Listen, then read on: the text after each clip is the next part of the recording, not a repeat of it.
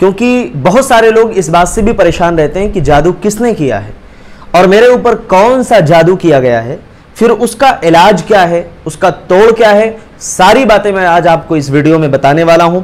आपसे गुजारिश करूंगा कि वीडियो में जुड़े रहें, आखिर तक देखें और जो भी इलाज मैं कुरान और हदीस की रोशनी में बता रहा हूं उस इलाज को इंशाअल्लाह आप लोग नोट भी कर सकते हैं, लिख भी सकते हैं, ताकि जो आपकी प्रॉब्लम है, परेशानी है, वो दूर हो जाए।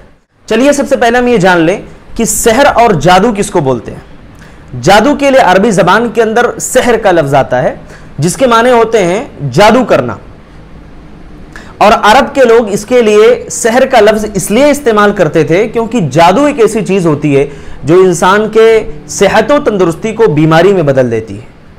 और जादू एक ऐसा अमल होता है जिसमें जादूगर शैतान का कुर्ब हासिल करने के लिए, उसको राज़ी करने के लिए बहुत सारे कुफरिया आमाल करता है, बहुत सारे शिरकी आमाल अंजाम देता है। कुछ लोग ऐसे हैं हमारी सोसाइटी के अंदर जो ये मानते हैं कि भाई जादू तो होता ही नहीं, लेकिन आपको मैं बता दूं कि जादू यकीनन होता है और शरीयत से भी इसका सबूत है कि यकीनन जादू हो सकता है, उसका असर भी हो सकता है। लिहाजा सबसे पहले अगर हम ये मान रहे हैं कि नहीं जादू होता ही नहीं है, जादू का कोई तस्वुर ही नहीं है, बल्कि ये एक मनगढ़ंत चीज़ है जो अवाम में फैलाई गई है, तो मैं आपसे कह दूं कि ये बिल्कुल गलत बात है। इसलिए आप चौकन्ना हो जाइए। पहली बात हम ये जान लेते हैं कि जादू होता है या नहीं होता है, इसकी दलील क्या है। कुरान के अंदर सूरह बकरा आप उठाएंगे, सूरह बकरा में अल्लाह ताला ने फरमाया कि वत्तबउ मा ततलु शयातीन अला मुल्क सुलैमान वमा कफर सुलैमान वलाकिन्न शयातीन कफरू युअल्लिमून अन्नास अस्सिहरा, युअल्लिमून अन्नास अस्सिहरा, कि सुलैमान अलैहिस्सलाम ने कुफ्र नहीं किया था बल्कि कुछ लोग थे जो जादू सिखाते थे। अस्सिहर का लफ्ज़ है, लिहाजा जादू का वजूद है। और एक और रिवायत है कि कबीले बनो ज़ुरैक का वो आदमी लबीद बिन आसिम जिसने अल्लाह के रसूल सल्लल्लाहु अलैहि वसल्लम के ऊपर जादू किया था, आप सल्लल्लाहु अलैहि वसल्लम बहुत परेशान हुए। कई दिनों तक आप परेशान थे, आप इंतहाई बेचैन रहा करते थे। आप अल्लाह ताला से दुआ आपने करी कि अल्लाह इस तकलीफ को, इस परेशानी को दूर फरमा दे। फिर अल्लाह रब्बुल आलमीन ने उसका इलाज भी बताया और नबी करीम सल्लल्लाहु अलैहि वसल्लम उस जादू से अल्लाह ने आपको शिफा भी दे दी। आगे बढ़ते हैं। जादूगर जो होता है ये जादू करने के लिए आखिर क्या क्या अमाल करता है, कौन कौन से काम करता है जिसकी वजह से वो जादू सीख पाता है। हमारे यहाँ एक नज़रिया बहुत ज़्यादा आम है कि जादू करने के लिए रात को 12 बजे फलां जगह बैठना पड़ेगा, फलां जगह ये करना पड़ेगा। आज मैं आपको बताता हूँ, और इसलिए बताता हूँ ताकि आपको पता चले कि जादूगर इस गलीज इल्म को, गंदे इल्म को हासिल करने के लिए किस दर्जे तक जा सकता है, कितना गिर सकता है और अपने आमाल को कैसे वो बर्बाद करता है। आप इस वीडियो में देख लें। जादूगर जादू सीखने के लिए आपको मालूम है कुरान की आयतों की बेहुरमती करता है, शैतान के बताए हुए तरीके के मुताबिक उसके नाम पर, गैरुल्लाह के नाम पर जानवर भी ज़बा करता है। और तो और कुरान की आयतों को नऊज़ बिल्लाह वो पेशाब से, औरतों के गंदे खून से लिखता है और कुरान की आयतों को लेकर के वाशरूम में, बैतुल खला में भी जाता है। हालत नापाकी में, हालत जनाबत में नमाज पढ़ता है, बहुत सारे बुराइयां, बहुत सारे बुरे अमाल करता है जिससे शैतान खुश हो, शैतान को अच्छा लगे।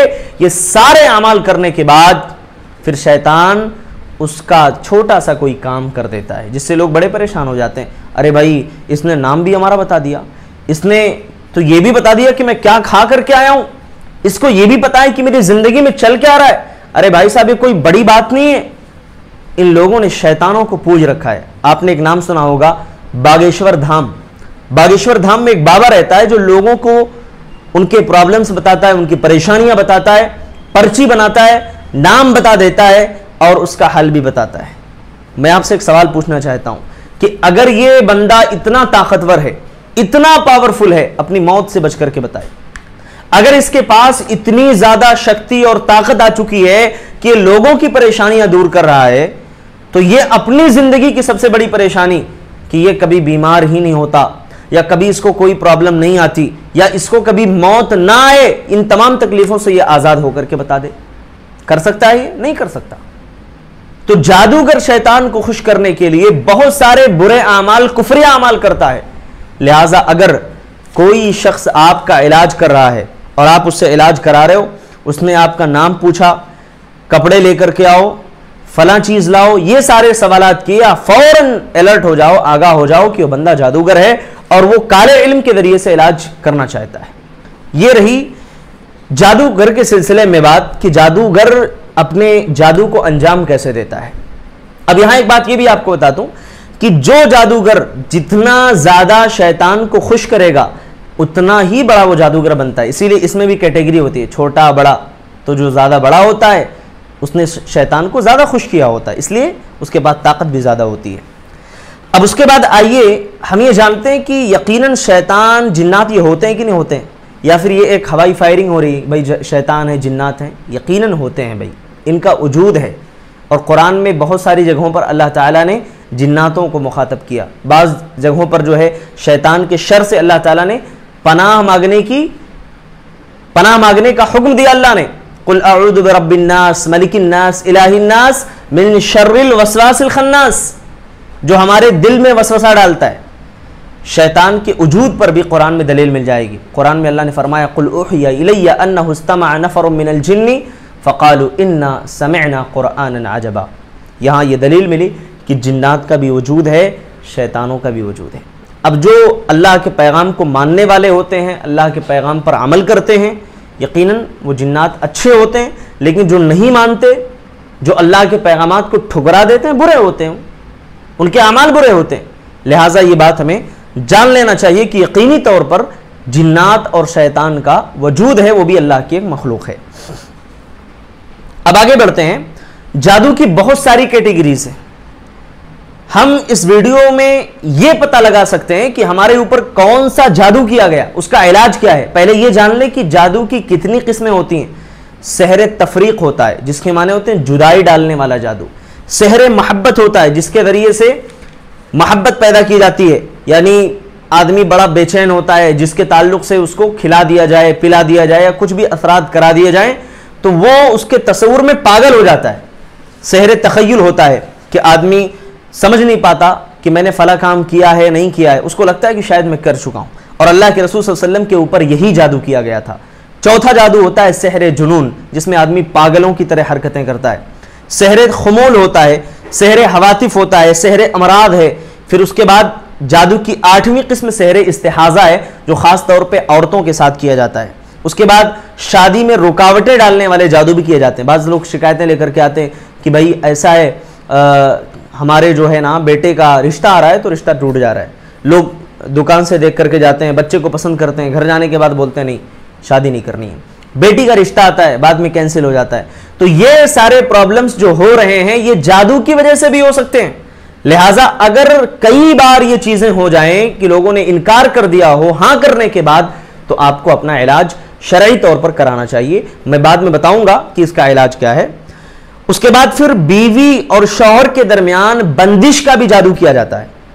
इस वीडियो के जरिए से मैं आपको बता दूं कि मैंने ये जादू का जो एक सीजन शुरू किया, इंशाअल्लाह ये तफसील के साथ जाने वाला है और एक एक चीज को मैं बड़ी डीप के साथ, बड़ी गहराई के साथ मैं आपके सामने वाज़ेह करूंगा। ये तो आज के दिन का एक इंट्रोडक्शन था आपके लिए, एक वजाहत थी, लेकिन आज भी मैं आपको ये बताऊंगा सहरे तफरीक के बारे में कि जिससे जुदाई डाली जाती है मियां बीवी के दरमियान, आखिर ये जादू होता कैसे है, फिर इस जादू की अलामत क्या है। चलिए आज की इस वीडियो में हम ये भी जान लेते हैं। सहरे तफरीक जो है ये ऐसा जादू होता है कि जिसके जरिए से आमतौर पे खाविन यानी शौहर और बीवी के दरमियान जुदाई की जाती है, बाप बेटे के दरमियान जुदाई की जाती है, बीवी और सास के दरमियान, भाई भाई के दरमियान, रिश्तेदारों के दरमियान, दोस्तों के दरमियान, यानी आम तौर पर ये सारी चीजें होती हैं। लेकिन अक्सर जो होता है वो शौहर और बीवी के दरमियान जुदाई डालने के लिए इस जादू को किया जाता है। इस जादू की चंद इलामतें आप जान लें। पहली इलामत यह है कि जैसे जिससे आप मोहब्बत कर रहे हैं, जब जादू करा दिया गया तो अचानक ये मोहब्बत नफरत में बदल जाती है। दूसरी इलामत यह है कि दोनों के दरमियान बहुत ज्यादा शुकूक और शुबहात पैदा हो जाते हैं। सामने वाला मेरे खिलाफ ये कर रहा है, मेरे खिलाफ वो कर रहा है, यानी जिस चीज का कोई तस्वुर ही नहीं है, जिस चीज का वजूद ही नहीं है, वो चीज आपके ज़हन दिमाग में पैदा होती है। तीसरी अलामत, दोनों में से कोई एक दूसरे का उज्र ना माने, यानी अगर कोई प्रॉब्लम आ गई, कोई तकलीफ हो गई, सामने वाला रिक्वेस्ट कर रहा है, आजिज़ी कर रहा है कि देखो भाई ऐसा ऐसा मसला था, मैं इसलिए नहीं कर सका, ये प्रॉब्लम थी, सामने वाला उसको कबूल करने के लिए, एक्सेप्ट करने के लिए तैयार ना हो, कहे कि नहीं मैं नहीं मानता, मैं नहीं मानता, तुमने जानबूझ के किया होगा, यह सहरे तफरीक की वजह से होता है। चौथी अलामत यह है कि कभी कभी इख्तिलाफ का और झगड़े का जो रीजन होता है ना बहुत मामूली होता है। जैसे भाई मैंने कहा था ये चम्मच उठा के यहां रख देना, क्यों नहीं रखा आपने? मैंने कहा था कि ये खाना ला करके मुझे रख देना, दे देना, क्यों नहीं दिया आपने? मतलब मामूली मामूली सी चीज पर लड़ाई हो जाना, इख्तिलाफ हो जाना, झगड़े कर लेना, यह सहरे तफरीक की पांचवी अलामत है। और छठी अलामत यह है कि कभी कभार शौहर को उसकी बीवी बहुत ज्यादा बदसूरत लगती है, उसकी बातें उसको अच्छी नहीं लगती, जहां पर बीवी बैठती है वो जगह उसको पसंद नहीं आती है, यानी इंतहाई नफरत उसके दिल के अंदर आ जाए, तो यह समझिए कि उसको सहरे तफरीक करा दिया गया है। उसकी एक और पहचान यह है कि जिस पर जादू किया जाता है वो आदमी अपने साथी के हर काम को नापसंद करता है, यहां तक कि अगर वो कोई खैर और भलाई भी करना चाहे तो सोचेगा नहीं भाई ये मुझे पसंद नहीं है। उसकी एक पहचान ये भी है कि आदमी जो है ना जिसके साथ मोहब्बत करता था, रहता था, जब जादू करा दिया जाता है तो उसके साथ रहने में घुटन महसूस करता है, बड़ी उलझन महसूस करता है, उसके साथ रहना नहीं चाहता, बैठना नहीं चाहता, उसकी बातें उसे पसंद नहीं आती हैं। ये तमाम चीजें अगर हो गई हैं तो इसका मतलब यह है कि सहरे तफरीक यानी जुदाई वाला जो जादू होता है वो करा दिया गया है। अब सवाल यह है कि जादू किया कैसे जाता है, सहरे तफरीक? इसका तरीका यह है मेरे भाई कि आमतौर पर औरतें ही ये जादू करवाती हैं कि देखा बीवी और शौहर के दरमियान बहुत ज्यादा जम रही है, तीसरी औरत पहुंच गई जादूगर के पास और कहा कि भाई फलां फलां हैं और बड़ी मोहब्बत कर रहे हैं, मुझे लगता है कि अगर ऐसे लोग रहने लगे तो हमारी जो नाव है ना जिंदगी की डूब जाएगी, तो उसे बचाने के लिए लिहाजा इन दोनों में जुदाई डालना बहुत जरूरी है। ठीक है, अब जादूगर के पास जब जाते हैं तो जादूगर बोलता है भाई उसके कपड़े लेकर के आओ, ऐसे कपड़े लाओ जिसमें उसके पसीने की बू आ रही हो, उसके कपड़े नहीं तो उसके बाल लेकर के आ जाओ, कपड़े के धागे लेकर के आ जाओ। ये सारी चीजें जादूगर तलब करता है और उसके बाद उसमें गिरहें लगाता है। गिरहें लगाने के बाद फिर जब जादू का असर शुरू हो जाता है तो आदमी फिर इंतहाई परेशान होता है, तकलीफ में मुब्तला हो जाता है। और यह भी मैं आपको बता दूं मेरे भाई कि जादू इतना बुरा अमल होता है कि अगर किसी के ऊपर असर डाल दिया, अच्छा खासा हंसता खेलता हुआ इंसान कब्र तक पहुंच जाता है, परेशान हो जाता है, जिंदगी की खुशियां उससे रूठ जाती हैं, घर में तकलीफें ही तकलीफें होती हैं, परेशानियां ही परेशानियां होती हैं। ये तमाम चीजें जादू की वजह से भी होती हैं। और ये बात मैं आपको बता दूं कि जादू का असर अल्लाह रब्बुल आलमीन के हुक्म के बगैर नहीं हो सकता। जब अल्लाह की मर्जी होगी तभी जादू का असर होगा। अब सहरे तफरीक का इलाज क्या है, आप अगर लिखना चाहें तो लिख सकते हैं। सूरह फातिहा मुकम्मल तौर पर एक बार पढ़ना है। सूरह बकरा की इब्तिदाई 5 आयतें पढ़नी है।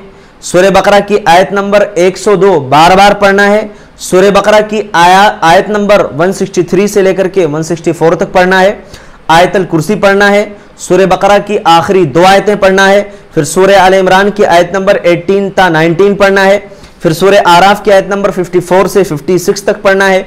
फिर सूरतुल आराफ की आयत नंबर 117 से लेकर के 122 तक पढ़ना है। और इन आयात को बार बार आपको पढ़ना है कि वह उल्किया सहरतो साजिदीन, जो जादूगर आए थे हजरत मूसा अलैहिस्सलाम को नाकाम बनाने के लिए, वो सब के सब सजदे में गिर गए, हार मान लिया उन्होंने। सूरह यूनुस की आयत नंबर 82-81 बार बार पढ़ना है। खास तौर पर यह आयत करीमा कि इन्नल्लाह सयुबतिलहु, बेशक अल्लाह जरूर इसको बातिल कर देगा।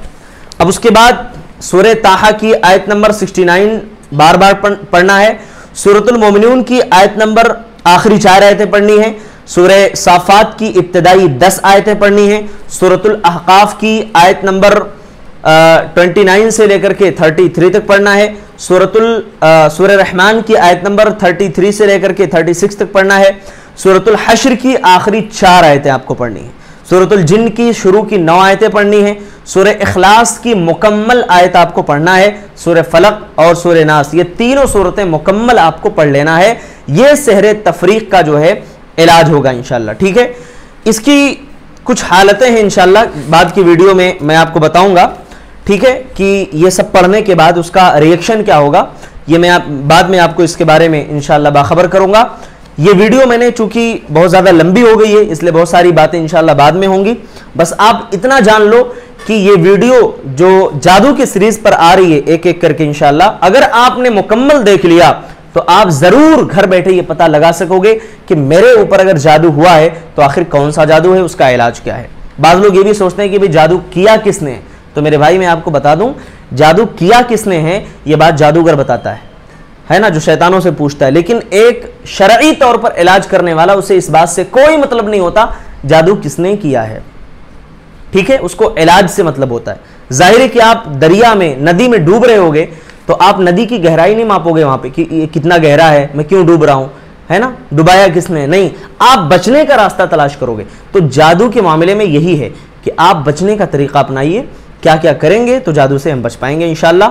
बाद की वीडियोस में हम लोग ये भी जानने की कोशिश करेंगे। अल्लाह ताला हम सबको जादू से, असरात से महफूज फरमाए। अस्सलामु अलैकुम वरहमतुल्लाहि वबरकातुहू।